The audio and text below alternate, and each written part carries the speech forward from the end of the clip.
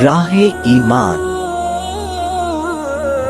Don't forget to subscribe our channel. نحمده ونصلي على رسوله الكريم أما بعد إن معه أي الدجال جبال خبز ونهر ماء رواه البخاري. اللهم صل على سيدنا مولانا محمد وعلى آل سیدنا مولانا محمد وبارک وسلم. جیسا کہ پچھلے جمعہ آپ حضرات کی خدمت میں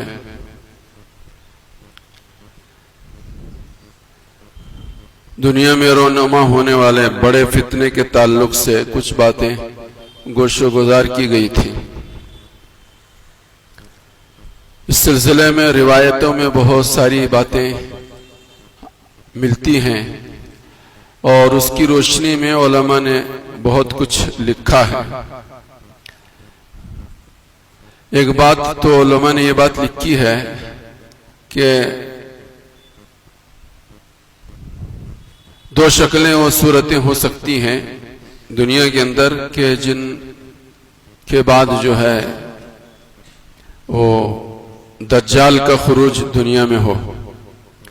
ایک شکل علماء نے یہ لکھی ہے کہ دنیا میں ظلم و ستم ہوگا. اس ظلم و ستم سے بچانے کے لیے مظلوموں کی داد رسی کے لیے کوئی ایک فرد، ایک جماعت، ایک ملک کھڑا ہوگا. لوگ اسی کو بہت بڑا فتنہ قرار دیں گے، حالانکہ وہ مظلوموں کی حمایت کے لیے، حق والوں کو حق دلانے کے لیے کھڑا ہوگا. لیکن پروپیگنڈا جو دنیا میں پھیلے گا وہ ایسے پھیلے گا کہ وہ نجات دہندہ مظلوموں کی حمایت کے لیے کھڑے ہونے والوں کو فتنہ قرار دیں گے، اور اس فتنے سے نجات دلانے کے لیے دجال آئے گا. پھر اس فتنے کو دبانے کے لیے، ختم کرنے کے لیے دنیا میں، وہ فتنے کو ختم کرنے کے لیے نہیں، اور ایک نیا فتنہ دنیا میں پھیلانے کے لیے دنیا میں دجال آئے گا. ایک شکل صورت علماء نے یہ لکھی ہے اور لگ بھگ آج وہی صورتحال ہے. ہمارا جس پر اسلامی ممالک میں سب سے بڑا ملک جو ہے عرب ممالک کے اندر، ان لوگوں کا بھی آپ لوگوں نے بیان سنا کہ جنہوں نے غزہ اور فلسطین میں لڑنے والے مجاہدین کو فتنہ عظیم قرار دیا. یہ دنیا میں جو روایتوں کے خلاصے میں علماء نے بات لکھی ہے، لگ بھگ وہی ہوتا ہوا دنیا میں نظر آ رہا ہے. دوسری شکل صورت یہ ہے کہ دنیا میں ظلم و ظلم ہوگا اور سارے انسانوں کی جو ہے نظریں وہ کسی نجات دہندہ کے اوپر لگی ہوئے گی، وہ انتظار کر رہے ہوں گے. تو اس انتظار کے زمانے میں نجات دہندہ کی شکل میں جو آئے گا وہ حقیقت میں دجال آئے گا. وہ نجات دہندہ نہیں ہوگا بلکہ وہ اور مزید حالات میں مبتلا کرنے والا ہوگا. یہ دو شکلیں علماء نے قرآن و حدیث کی روشنی میں یہ لکھی ہیں. حدیث پاک میں اندر کنز العمال کی روایت میں ایک روایت کا خلاصہ یہ ہے کہ دجال آئے گا انہو یبدؤ انا نبی، کہ وہ دنیا میں آئے گا اور یہ کہے گا کہ میں نبی ہوں. جس طرح سے دنیا میں اور سارے لوگ آئے، بہت سارے لوگ آئے، اور کسی نے مہدی ہونے کا دعویٰ کیا، کسی نے عیسیٰ روح اللہ ہونے کا دعویٰ کیا، تو کسی نے نبی ہونے کا دعویٰ کیا، کسی نے بروزی نبی ہونے کا دعویٰ کیا، کسی نے ذلی نبی ہونے کا دعویٰ کیا. مختلف شکلیں اور صورتوں میں آنے والے لوگوں نے، جھوٹوں نے اپنی اپنی نبوت کا دعویٰ یہ کرتے رہے ہیں. ایسے ہی یہ جو دجال آخر زمانے میں آئے گا، وہ آنے کے بعد وہ بھی یہ کہے گا انا نبی. سرکار نے فرمایا لا نبی بعدی. اس کے بعد جملہ حضور کا یہ ہے کہ میرے بعد کوئی نبی نہیں، نہ ذلی نبی ہے نہ بروزو نبی ہے، اس لیے ہم سب کو ہر وقت ہر گھڑی اجتماعی اور انفرادی اور گھروں میں بچوں کے سامنے بھی اس کا تذکرہ بار بار کرنا چاہیے کہ حضرت محمد رسول اللہ آخری نبی ہیں، حضرت محمد رسول اللہ کے بعد دنیا میں کوئی نبی دنیا میں پیدا نہیں ہوگا۔ حضرت عیسیٰ علیہ السلام اپنی نبوت کے ساتھ ساتھ حضرت محمد رسول اللہ کے امتی بن کر دنیا میں تشریف لائیں گے۔ اس عقیدے کو بہت زیادہ گھول گھول کر اپنے چھوٹے بڑوں کے دل دماغ میں رگ رگ میں رچانے اور بسانے کی ضرورت ہے۔ اس سے پہلے بھی میں نے کئی باتیں آپ حضرت کی خدمت میں اس سلسلے میں رکھی ہیں۔ تو یہ دجال جو ہے وہ بھی یہی کہے گا کہ انا نبی ہوں، میں نبی ہوں، حالانکہ حضور کے بعد کوئی نبی نہیں ہوگا۔ اس کے آنے سے پہلے ایک روایت میں ہے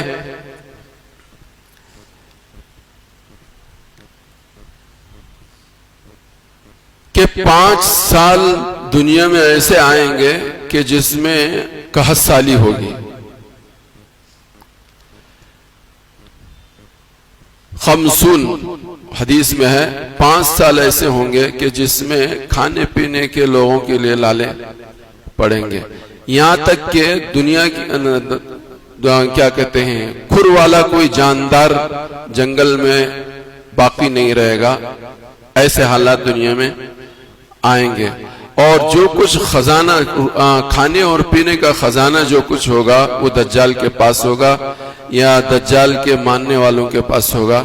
یہ کنز العمال کی روایت کا خلاصہ میں نے آپ حضرات کی خدمت میں پیش کیا، لیکن اس روایت میں یہ نہیں ہے کہ ساری دنیا میں ایسا ہوگا کہ ساری دنیا کے انسانوں کے لیے کھانے پینے کے مسائل کھڑے ہوں گے۔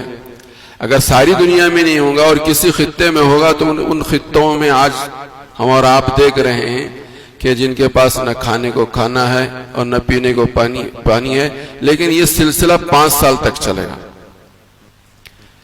کھانے اور پینے کے یہ ساری چیزیں جو ہے پریشانیاں جو ہے دنیا کے کسی خطے میں وہاں کے بسنے والوں پر یا عمومی اعتبار سے سارے انسانوں پر یہ سلسلہ 5 سال تک چلے گا، اس کے بعد دجال کا خروج ہوگا۔ حدیث پاک کے اندر سرکار نے فرمایا، یہ بھی کنز العمال کی روایت ہے، جو میں نے ابھی جو روایت سنائی اس کے الفاظ یہ ہیں، قبل خروجہ سنون خمس جدب حتی یہلک کل ذی حافر قیل فیما یعیش المومنون۔ تو اس زمانے میں جب قحط سالی ہوگی، کھانے کو کھانا نہیں ہوگا، پانی پینے کو پانی نہیں ہوگا، دوائیاں ساری ان کے کنٹرول میں ہوں گی، زندگی کے جتنے وسائل ہیں سب پر قبضہ جو ہے دجالیوں کا ہوگا۔ جینے کے لیے جتنی چیزوں کی ضرورت ہوتی ہے وہ ساری چیزوں پر قبضہ جو ہوگا وہ دجالیوں کا ہوگا۔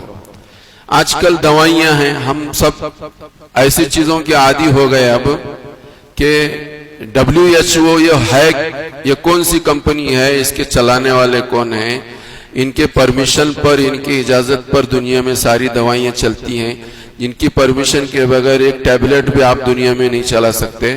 یہ WHO ہے کون؟ آپ اس کو ریسرچ کریں گے، اس کو معلوم کریں گے تو آپ کو معلوم ہوگا کہ وہ پورا کا پورا یہ ادارہ اس کو چلانے والے یہودی ہیں۔ تو آج ہم سب جو ہیں وہ جو پرانے زمانے میں جو جڑی بوٹیوں سے علاج ہوا کرتا تھا آج وہ ختم ہو گیا، اس پر ہمارا اعتماد بھی نہیں، ہمیں اس پر یقین بھی نہیں، اور ہمیں اتنا صبر بھی نہیں ہے کہ ان دوائیوں کو استعمال کر کے ہم اپنی صحت کو بحال کر سکیں اور بیماریوں کا دفاع کر سکیں۔ آج صورتحال ایسی ہے۔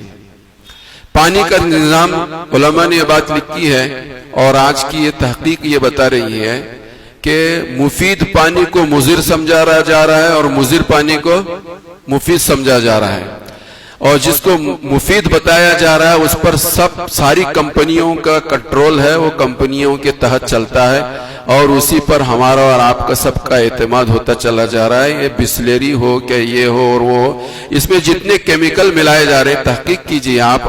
میری بات پر میں کوئی قرآن و حدیث کی بات نہیں سنا رہا. یہ بسلری پاریوں کے اندر کیا کیا کیمیکل کون کون سے ڈراپس ڈالے جاتے ہیں, وہ ڈراپس کی خاصیت کیا ہے, وہ کس نیت سے ڈالے جا رہے ہیں. وہ ڈراپس بغیر ڈالے ہوئے کسی بھی پانی بوتل والے پانی کی کمپنی کو چلانے کی اجازت نہیں ہے. وہ ڈراپس آپ ڈالتے ہوں گے تو آپ کو پرمیشن ملے گی کہ وہ کمپنی کھولنے کی اور وہ فیکٹری کھولنے کی. یہ مفید نہیں, یہ مضر ہے. جو آج تک ہم کنووں کا پانی پیتے تھے اور بہتا ہوا پانی پیتے تھے, آج ہم سب جو ہیں کیا میں اور کیا آپ اور کیا دیہات کے لوگ کیا شہر کے لوگ, سب لوگ جو ہیں اس کو مضر سمجھتے ہیں.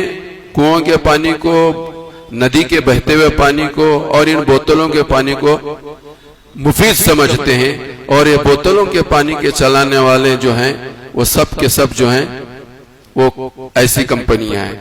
ایک چیز یہ ہے. دوسری چیز یہ ہے کہ جتنے ندیاں ہیں اور جتنے دریا ہیں, جتنے سمندر ہیں, ان سب پر بھی کمپنیوں کے قبضے ہیں. جتنے ڈیمز بن رہے ہیں وغیرہ ذالک, یہ ساری چیزیں جو ہیں انہی کے ہاتھ میں ہیں. غذا کا جہاں تک تعلق ہے, اب آپ حضرات خوب اچھی طرح سے جانتے ہیں, ہر کاشتکار, ہر کھیتی کرنے والے کو کمپنیاں کیا کہتے ہیں دانہ دیں گی. کمپنیاں دانہ دیں گی, وہی دانے آپ کو زمین میں بونا ہوگا. ان دانوں کو اگانے کے لیے کھاد بھی کمپنیاں دیں گی, اور اگنے کے بعد اناج جو آئے گا وہ بھی کمپنیوں میں جائے گا. اور پھر وہ جہاں چاہیں گے, جہاں ان کو ریٹ ملے گا, جیسے ملے گا, جب ملے گا, جس ملک میں پہنچانا چاہیں گے وہ پہنچائیں گے. یہ سسٹم آج دنیا میں دھیرے دھیرے چل رہا ہے. یہ دوائیوں کا نظام تو پوری طور سے یہودیوں کے ہاتھ میں ہے. اور پوری معیشت, جہاں تک معیشت کا تعلق ہے, سرمایہ داری ہے, یہ دو ادارے چلتے ہیں جس میں ورلڈ بینک سر فہرست ہے اور ایک دوسری کمپنی ہے. یہ پوری دنیا کی معیشی نظام کو چلانے والے یہی دو کمپنیاں ہیں. اور یہ دونوں کمپنیوں کے چلانے والے کون ہیں آپ تحقیق کر لیں گے. آپ تحقیق ہوگی تو آپ کو معلوم ہوگا کہ ان کمپنیوں کے چلانے والے بھی یہودی ہیں اور انہی کی لابی کام کرتی ہے. یہ ساری صورتحال ہے. تو سرکار مدینہ محمد عربی صلی اللہ علیہ وآلہ وسلم سے لوگوں نے پوچھا کہ جب صورتحال یہ ہوگی, دولت کے خزانے انہی کے قبضے میں ہوں گے, معیشت ان کے ہاتھ میں ہوگی, اور زندگی کے وسائل, چاہے وہ پانی کے ذخائر ہوں, چاہے دوا دارو کا انتظام ہو, چاہے غذا کی شکل میں جتنی چیزیں, وہ سب ان کی چیزوں میں ہوں گی, اور وہ جس کو چاہیں گے وہ ان کو دیں گے. وہ حدیث پاک کے اندر فرمایا کہ معاہ جبال من خبز والناس فی جہد الا من اتبعاہ. کہتے ہیں کہ روٹی کے خزانے یعنی غذا کے خزانے سارے کے سارے کیا کہتے ہیں دجال کے کنٹرول میں ہوں گے, اور لوگ پریشانیوں میں ہوں گے. والناس فی جہد, لوگ پریشانیوں میں ہوں گے. الا من اتبعاہ, لیکن پریشانیوں سے وہ لوگ مستثنا ہوں گے کہ جو اس کی اتباع کریں گے. جو اس کی اتباع کریں گے انہیں پانی بھی ملے گا, ان کو دولت بھی ملے گی, ان کو دوائیاں بھی ملے گی, ان کو کھانے پینے کی چیزیں بھی ملے گی, عیش و آرام کے سارے نقشے بھی ملیں گے. والناس فی جود الا من اتبعہ. یہ شکل و صورت ہوتی. حضور سے سوال کیا گیا کہ پھر مسلمانوں کے جینے کا مسئلہ کیسے حل ہوگا. سرکار نے فرمایا فیما یعیش المؤمن. تو سرکار نے فرمایا قال بما يعيش به الملائکہ, قال بما يعيش به الملائکہ, کہ اس زمانے میں مومنوں کی غذا جو ہوگی وہی غذا ہوگی جو فرشتوں کی غذا ہے. فرشتے سبحان اللہ الحمدللہ کے ذریعے سے اپنی زندگی جیتے ہیں. تو اس زمانے میں, جس زمانے میں دنیا میں یہ حالات ہوں گے, تو اس زمانے میں بھی ایمان والوں کے لیے یہی ساری شکلیں صورتیں ہوں گی. دنیا میں سارے حالات آئیں گے. دو باتیں اور ایک دو چیزیں علماء نے لکھی ہیں. اختصار کے ساتھ میں ان باتوں کو پیش کر کے بات کو ختم کرتا ہوں. فتنہ دجال, یہ دنیا میں جو فتنہ ہوگا یہ پوری دنیا میں پھیلے گا. یہ تو پھیلے گا ہی, لیکن اس سے بچنے کے دو راستے ہیں. اسباب کی دنیا میں دو راستے ہیں. ان میں سے ایک راستہ یہ ہے کہ شہروں میں سب سے زیادہ فتنہ ہوگا. اس کے مقابلے میں جو بستیاں چھوٹی ہوں گی ان میں کم ہوگا فتنہ. فتنوں کا ظہور سب سے زیادہ جو ہے جتنا بڑا شہر ہوگا اتنے زیادہ فتنے ہوں گے. تو دیہاتی لوگ جو ہوں گے اس کے فتنے سے کسی درجے میں کم ہوں گے، اور جنگلوں میں جو آباد ہوں گے لوگ وہ اس نے فتنے سے بہت کم ہی درجے میں متاثر ہوں گے.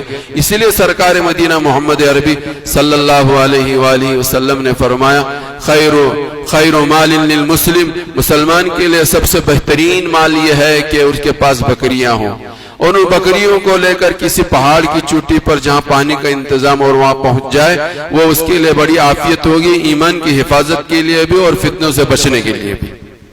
فتنوں سے بچنے کے لیے بھی ایک دو راستے یہ علماء نے نقل. ایک راستہ تو یہ ہے کہ شہروں میں رہنے والے فتنوں میں زیادہ گھرے ہوئے ہوں گے، ان کے مقابلے میں کم فتنوں میں گھرے ہوئے رہنے والے دیہات کے لوگ ہوں گے، اس کے مقابلے میں جنگل میں رہنے والے ہوں گے. ایک شکل. دوسری شکل صورت یہ ہے کہ ذہنی اعتبار سے، جسمانی اعتبار سے اور ہر اعتبار سے آج کا مسلمان جو ہے اپنی جان کو اللہ کے نام پر لگانے کے لیے آج ہی سے تیار ہو. تو فرمایا ایک شکل یہ بھی ہے جس کے ذریعے سے بھی آدمی جو فتنوں میں بچے گا. کوئی ہمارے دل میں کوئی جذبہ نہ ہو، ہم اپنی جان کی حفاظت کر رہے ہوں، کوئی آنے والا ہمارے جان کا دشمن ہماری جان پر حملہ کرے، بہت بری موت ہے. اس سے پہلے کہ کوئی ہمارے اوپر حملہ کرے، ہماری جان کا دشمن بن کر ہمارے قریب آئے، اس سے پہلے ہم اللہ کے نام پر اپنی جان کو دینے کے لیے پہلے سے تیار ہوں. جو تیار ہوتے ہیں وہ کچھ اور کرتے ہیں، جو تیار نہیں ہوتے ان کا انجام کچھ اور ہوتا ہے. یہ سمجھانے کی ضرورت ہے. الحمدللہ آپ تمام حضرات خوب سمجھتے ہیں. تو سرکار مدینہ محمد عربی صلی اللہ علیہ وآلہ وسلم نے یہ چند چیزیں بیان کی ہیں جو میں پچھلے جمعہ آپ حضرات کی خدمت میں دجال کے تعلق سے بہت ساری باتیں کہا تھا. اس کے ضمن میں کچھ مختصر سی باتیں میں نے آپ حضرات کی خدمت میں رکھی ہیں. اللہ مجھے بھی اور آپ کو بھی سب کو سمجھنے کی توفیق عطا فرمائے، اور تمام چھوٹے بڑے فتنوں سے اپنے آپ کو محفوظ رکھنے کے لیے ایک تو یہ ہے کہ ہر جمعہ کو سورہ کہف کی تلاوت. سورہ کہف کی تلاوت یہ تو بہت مشکل ہے کہ شہر کا آدمی کوئی جنگل میں جا کر اپنا گھر بنا لے اور کوئی جنگل کا آدمی، دیہات کا آدمی جنگل میں جا کر رہنے والا بنے. یہ تو بڑا مشکل ذرا سا کام ہے. البتہ یہ اتنا ضرور ہے کہ ہر آدمی کے پاس کچھ نہ کچھ کاشتکاری اور زمین، جن مسلمانوں کے پاس کھیتیاں ہیں ان کو ہرگز کسی بھی قیمت پر اس کو فروخت نہیں کرنا چاہیے.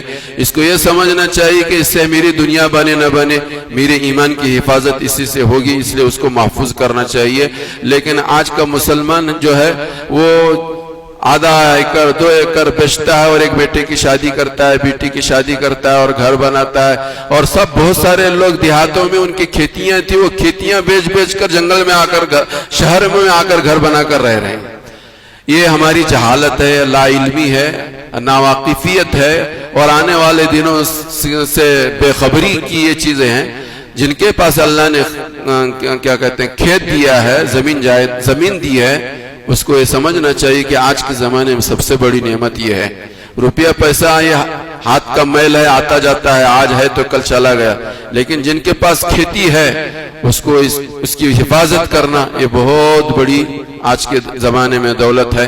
اللہ مجھے بھی اور آپ کو سب کو عمل کی توفیق عطا فرمائے. میں یہ کہہ رہا تھا کہ فتنوں سے بچنے کے لیے قرآن کریم کی تلاوت. جو حضرات قرآن کریم نہیں پڑھنا جانتے وہ قرآن کریم سیکھیں، اور جو پڑھنا جانتے ہیں وہ کم از کم ہفتے میں ایک مرتبہ جمعہ کے دن سورہ کہف کی تلاوت کو اپنے لیے لازم سمجھیں. وہ سورہ کہف کی تلاوت اہتمام سے کریں تو انشاءاللہ آنے والے فتنوں سے وہ محفوظ ہو سکتے ہیں. اللہ مجھے بھی اور آپ کو بھی سب کو عمل کی توفیق عطا فرمائے. وآخر دعوانا ان الحمدللہ رب العالمین.